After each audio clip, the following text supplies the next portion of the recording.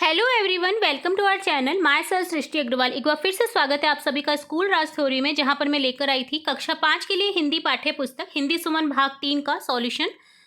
तो यहां पर अब तक हम देख चुके हैं अध्याय 11 पिकनिक तक के कंप्लीट सॉल्यूशन और आकलन 1-2 का भी सॉल्यूशन। अगर आपने किसी कारणवश कोई भी वीडियो मिस कर दिया है तो आप हमारे चैनल की प्लेलिस्ट से चेकआउट कर सकते हैं। इसके अलावा आपको हमारे वीडियो के तहत पूरे वीडियो का जो भी एक्सप्लेनेशन रहता है, भावार्थ, कठिन शब्दार्थ, सारांश, इसके साथ ही सभी क्वेश्चन आंसर्स उसी चैप्टर से रिलेट एक ही वीडियो में आपको मिलने वाला है। तो एक बार जरूर से देखिएगा हमारे पढ़ाए हुए वीडियोस, ताकि आपको एक एक क्वेश्चन का आंसर अच्छे से मिल सके, इजी वे में आप समझ सके पूरे चैप्टर को। यहाँ पर हम स्टार्ट करने जा रहे हैं अध्याय 12 नन्ना ध्रुव तारा, जिसका हम पूरा भावार्थ देखने वाले हैं कठिन शब्दार्थ के साथ, और स्टार्टिंग से लेकर एंड तक सभी क्वेश्चन आंसर्स आपको इसी वीडियो में मिलने वाला है। आपको कोई भी वीडियो देखने को नहीं पड़ेगा, जरूरत नहीं पड़ेगी, आपको एक ही वीडियो में सब कुछ सॉल्यूशन मिल जाएगा। तो चलिए स्टार्ट करेंगे। सबसे पहले रीड करेंगे इस कविता को। ऊंचा और खींच दे कोई सपनों का कंदील हमारा, धरती से अच्छा लगता है अंबर में अपना उजियारा। दूर आ रहा होगा कोई मेरे घर का पता पूछता, उसे भटकने से रोकेगा यह मेरा रंगीन सितारा। ऊंचा और खींच दे कोई सपनों का कंदील हमारा, चंद तीलियां थोड़ा कागज एक दिया छोटी सी बाती, सब मिलकर के दूर करेंगे धरती पर फैला अंधियारा। ऊंचा और खींच दे कोई सपनों का कंदील हमारा। अगर कभी पूछे कोई तो उसको इतनी बात बताना, कहना जिसने ठोकर खाई वही बना नन्ना ध्रुव तारा। ऊंचा और खींच दे कोई सपनों का कंदील हमारा, धरती से अच्छा लगता है अंबर में अपना उजियारा। ये बहुत ही अच्छी सुंदर कविता है, जिसका आप पूरा व्याख्यान के साथ में अपनी बाल सभा में भी प्रस्तुत कर सकते हैं। ये पूरी कविता लिखी है सर्वेश्वर दयाल सक्सेना द्वारा लिखी गई है। अब देखेंगे इस कविता में आए हुए कठिन शब्दार्थ। सबसे पहले एक शब्द आया है कंदील, जिसका अर्थ होता है लालटेन या कागज या कपड़े का बना दीपक।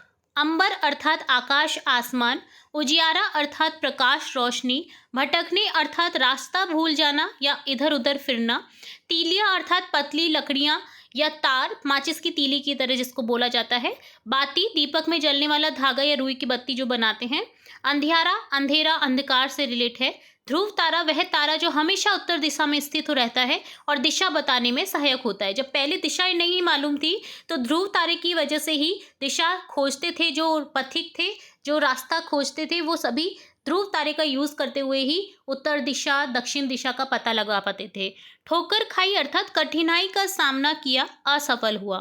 तो इसका पूरा भावार्थ ये है कि ये कविता सर्वेश्वर दयाल सक्सेना द्वारा रचित है और इसमें एक नन्हे ध्रुव तारे पोल स्टार जिसको कहा जाता है के माध्यम से जीवन के संघर्षों और आशा को दर्शाया गया है।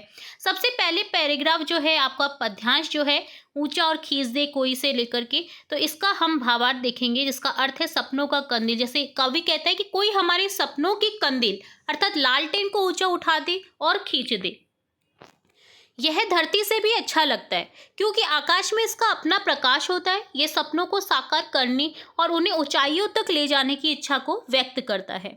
भटके हुए को राह दिखाना जो दूसरा आपका पद्यांश है, उसका अर्थ यह है कि कवि कल्पना करता है कोई दूर से उसके घर का पता पूछता आ रहा होगा, उसका रंगीन सितारा अर्थात ध्रुव तारा जिसको कहा गया है सितारा, उसे भटकने से रोकेगा। यह दर्शाता है कि ध्रुव तारा या कोई मार्गदर्शक शक्ति उन लोगों को सही राह दिखाता है जो अपने लक्ष्य से भटक गए हैं या मदद की तलाश में हैं। अगले पद्यांश का अर्थ इस तरह से कि कुछ तीलियां, अंधेरे को दूर करने से अर्थ है इसका, कुछ तीलियां थोड़ा कागज एक दिया और एक छोटी सी बाती मिलकर धरती पर फैले अंधेरे को दूर कर सकते हैं। ये बताता है कि छोटे छोटे प्रयास और एकजुटता से बड़ी समस्याओं का समाधान किया जा सकता है। अगर हम एक होकर के किसी समस्या का समाधान करेंगे तो वो समस्या का जल्द ही निदान हो जाएगा और निराशा को दूर किया जा सकता है। अगला पद्यांश का ये अर्थ है कि संघर्ष से सफलता अर्थात यदि कोई कभी पूछे तो उसे यह बात बतानी चाहिए कि जिसने ठोकर खाई है, जिसने संघर्ष किया है, वही नन्ना ध्रुव तारा बना है। यह पंक्ति इस बात पर जोर देती है कि जीवन में आने वाली कठिनाइयां और ठोकरें ही व्यक्ति को मजबूत बनाती हैं और उसे सफलता की ओर ले जाती हैं, उसे एक मार्गदर्शक तारे की तरह चमकने का अवसर देती है। तो संपूर्ण कविता का संक्षिप्त में सारांश ये है कि यह कविता आशा, संघर्ष, मार्गदर्शक शक्ति और एकजुटता के महत्व को दर्शाती है। यह बताती है कि कैसे छोटे प्रयास और दृढ़ संकल्प से जीवन की चुनौतियों का सामना किया जा सकता है और दूसरों के लिए प्रेरणा का स्रोत बना जा सकता है, जिससे आपसे कोई प्रेरणा लेकर के कोई आगे बढ़ सकता है। अगर आप कोशिश करेंगे तभी सामने वाला आपकी देखा देखी कोशिश करेगा। तो ये पूरी कविता बहुत ही अच्छा एक हमें सारांश में बताती है, महत्व को दर्शाती है एकजुटता के। ठीक है, तो ये तो हो गया पूरी कविता का एक्सप्लेनेशन, व्याख्या। अब देखेंगे अभ्यास कार्य। सबसे पहले आओ बात करें, मैं आपको 5 क्वेश्चन दिए गए हैं, प्रत्येक क्वेश्चन का आंसर हम देखेंगे। पहला क्वेश्चन है, पहला प्रश्न है, आपको यह कविता कैसी लगी?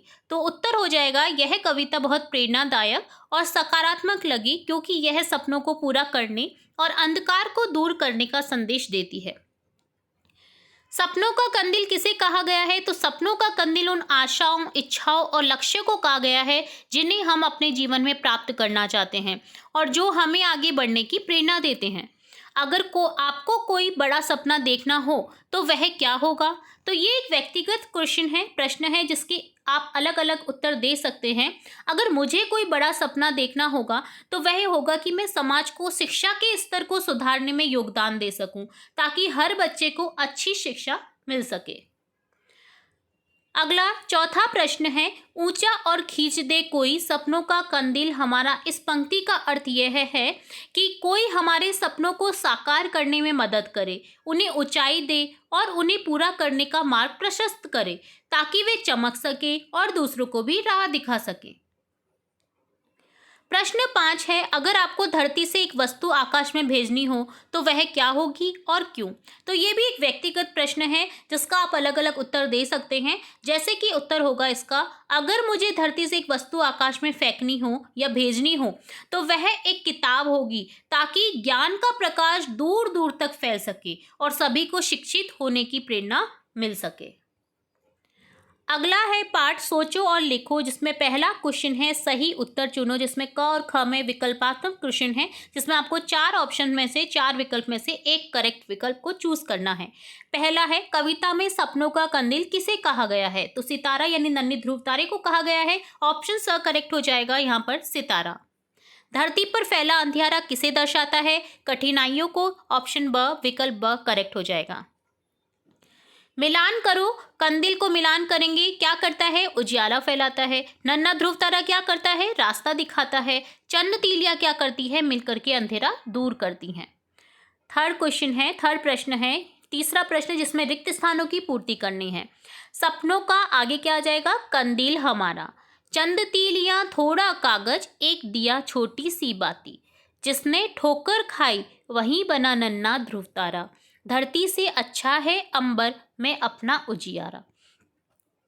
तो यहाँ पर जो शब्द नहीं दिए गए थे उन्हें फिल करना था। अगला पार्ट है रचनात्मक प्रश्न, जिसमें आपको देखिए इस तरह से क्वेश्चन दिए गए हैं 3, जिसके हम बारी बारी से उत्तर देखेंगे। तो पहला प्रश्न है, जिसने ठोकर खाई वहीं बना नन्हा ध्रुव तारा का क्या अर्थ है? जिस व्यक्ति ने जीवन में कठिनाइयों और असफलताओं का सामना किया हो, उनसे सीख लेकर आगे बढ़ा है, वहीं दूसरों के लिए प्रेरणा और मार्गदर्शक बनता है, जैसे ध्रुव तारा। हमें दूसरों की मदद करते हुए उनके जीवन में उजाला करना चाहिए। कविता में इसके लिए कौन सी पंक्ति का उपयोग किया है? इस भाव को व्यक्त करने वाली पंक्ति कि सब मिलकर के दूर करेंगे धरती पर फैला अंधियारा। अपनी कल्पना से इस कविता के भाव जैसे 4 पंक्तियां लिखो। तो पंक्तियां कुछ इस तरह से होंगी, नन्हा सा दीप जलाए हम, ज्ञान की लौ फैलाए हम, जो भटके रहा अंधेरे में उनको राह दिखाए हम। अगला प्रश्न है, नीचे कुछ कविताएं दी गई हैं, पंक्तियां दी गई हैं कविता की, अपने घर की भाषा में इनका अर्थ लिखिए। आप जो भी घर की भाषा में, जो भी आप अपनी लैंग्वेज यूज़ करते हैं उसकी भाषा में आपको अर्थ लिखना है। तो यहाँ पर है, जैसे धरती से अच्छा लगता है अंबर में अपनी उजियारा, तो अर्थ होगा अपने सपनों और आकांक्षाओं को ऊंचाई पर ले जाना और धरती की सीमाओं से परे जाकर अपनी पहचान बनाना अधिक संतोषजनक है, यानी अपने आप में आगे बढ़ना। ठीक है, ताकि आप अगलों को, जो भी आपको प्रशस्त कर रहे हैं या आपके कदमों पर चल रहे हैं, वो भी आगे बढ़ सके। चंद तीलियां, थोड़ा कागज, एक दिया, छोटी सी बातें, जिसका अर्थ है कि कम संसाधनों के साथ भी यदि इच्छा शक्ति हो तो बड़े काम किए जा सकते हैं। कोई भी सपना बड़ा या छोटा नहीं होता है। अगर आपका सपना बड़ा है तो आप अगर उतनी कोशिश करेंगे उसको पाने के लिए तो आप जरूर से पाएंगे, अपने सपने को पूरा कर सकेंगे। बट आपको मेहनत डबल करनी होगी, तभी आपका जो बड़े से बड़ा सपना है वो पूरा हो सकता है। तो कोई भी चीज़ छोटी बड़ी नहीं होती है। अगर आप मेहनत कम करेंगे तो आपको सफलता कम मिलेगी, मेहनत ज़्यादा करेंगे तो आप अपने ऊंचे से ऊंचे सपने को भी पूरा कर सकते हैं। तो इससे इसका अर्थ ये है कि छोटा सा दिया भी अंधेरे को दूर कर सकता है। कहना जिसने ठोकर खाई वहीं बना नन्हा ध्रुव तारा। तो इसका अर्थ ये कि उन लोगों को बताना चाहिए कि जीवन में ठोकरें खाकर ही व्यक्ति मजबूत बनता है और दूसरों के लिए आदर्श बन पाता है। अगला पार्ट है, यहाँ पर अगला भाग है क्वेश्चन आंसर्स में। कल्पना करो और संवाद बनाओ। सोचो कि आप रात के समय खुले आसमान में तारे देख रहे हो। अचानक ध्रुव तारा आपसे बात करने लगता है, तो वह आपसे क्या कहेगा और आप उससे क्या पूछेंगे, इस पर एक छोटा सा संवाद लिखना है। तो हम संवाद इस तरह से लिखेंगे। ध्रुव तारा: नमस्कार दोस्त, क्या तुम मुझे देख रहे हो? तो मैं बोलूँगा या बोलूँगी, हाँ ध्रुव तारा, मैं तुम्हें देख रहा हूँ या देख रही हूँ, तुम कितने चमकते हो। ध्रुव तारा बोलता है, धन्यवाद। क्या तुम जानते हो मैं हमेशा एक ही जगह पर क्यों रहता हूँ?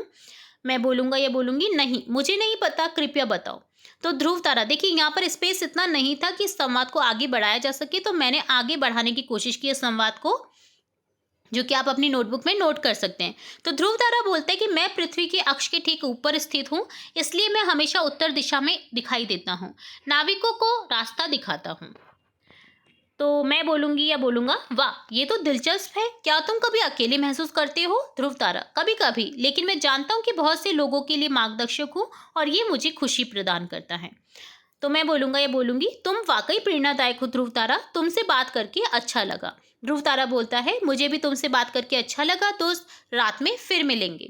तो इस तरह आप ये संवाद को पूरा कर सकते हैं। आगे है कविता में से पढ़कर के इसमें 5 प्रश्न क्या, क्यों, कैसे, कहाँ, कब अपने साथियों से पूछें और उस पर प्रश्नों को यहाँ पर लिखिए। क्या पूछ रहे हैं आप? तो क्या से बनेगा, जैसे सपनों का कंदील ऊंचा खींचने से क्या होगा। क्यों से बनेगा, पक्षी पिंजरे में बंद क्यों नहीं रहना चाहते। कैसे से बनेगा, कोई भटकने से कैसे बचेगा अगर उसका घर दूर हो।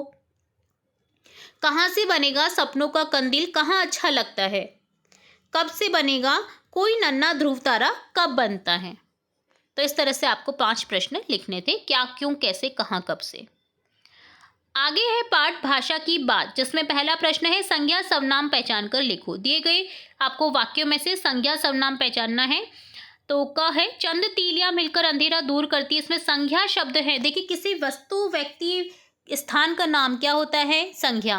तो यहाँ पर तीलियां अंधेरा क्या है, संज्ञा, संज्ञा जो कि नाम है। सर्वनाम यहाँ पर नहीं आया है, जो कि संज्ञा के स्थान पर यूज किए जाते हैं, ऐसे शब्दों को बोला जाता है सर्वनाम। तो यहाँ पर सर्वनाम ऐसा यूज नहीं हुआ है, तो यहाँ पर लिख देंगे कोई नहीं। उसने अपने सपनों का दीपक जलाया।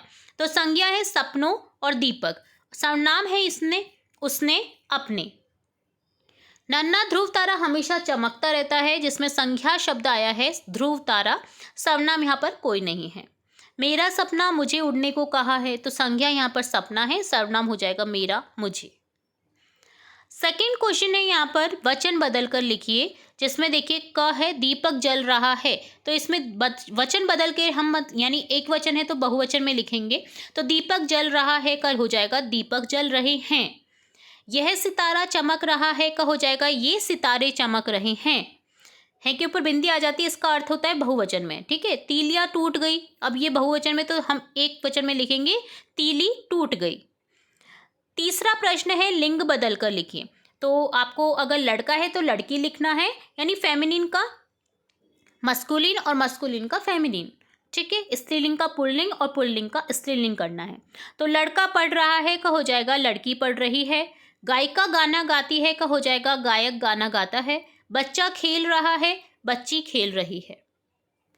आगे है यह भी करें, जिसमें आपको कहा गया है कविता के आधार पर एक मनपसंद चित्र बनाएं। तो कविता का आधार आप ले सकते हैं यहाँ पर, अगर मैं आपको जूम करके दिखाऊं तो ये एक रचनात्मक कार्य है, जहाँ पर आपको नन्हा ध्रुव तारा कविता के आधार पर अपनी पसंद का चित्र बनाना है। आप कविता में वर्णित दृश्यों जैसे कि सपनों का कंदील, रंगीन सितारा, धरती पर फैला अंधियारा, नन्हा ध्रुव तारा को मिलाकर के एक भावना युक्त चित्र प्रदर्शित कर सकते हैं। तो यहाँ पर इस तरह से मैंने चित्र को प्रदर्शित करने की कोशिश की है। आप देख सकते हैं जो कि बच्चे जो है ध्रुव तारे की ओर देख रहे हैं और ध्रुव तारे की रोशनी जो है सब पर पड़ रही है। इस तरह से यहाँ पर एक वर्णित चित्र है दिए गए सभी जो पद्यांश थे उनसे रिलेट। ठीक है, तो यहाँ पर आप अपना मनपसंद कोई भी चित्र बना सकते हैं। तो इस तरह से कंप्लीट होता है आपका ये बहुत ही इंटरेस्टिंग सा चैप्टर, जिसमें हमने स्टार्टिंग से लेकर एंड तक सभी क्वेश्चन आंसर्स और पूरे चैप्टर का एक्सप्लेनेशन देखा। उम्मीद है आपको वीडियो पसंद आया होगा, वीडियो यूजफुल लगा होगा। वीडियो अगर पसंद आया है तो वीडियो को लाइक करें, वीडियो को शेयर करें अपने फ्रेंड्स के साथ, चैनल को सब्सक्राइब करें, बेल आइकन में क्लिक करना बिल्कुल ना भूलें ताकि मैं नेक्स्ट अध्याय जब भी अपलोड करूँ तो तुरंत से नोटिफिकेशन के थ्रू आपको मिल सके। फिर मिलेंगे नई वीडियो के साथ, तब तक के लिए धन्यवाद।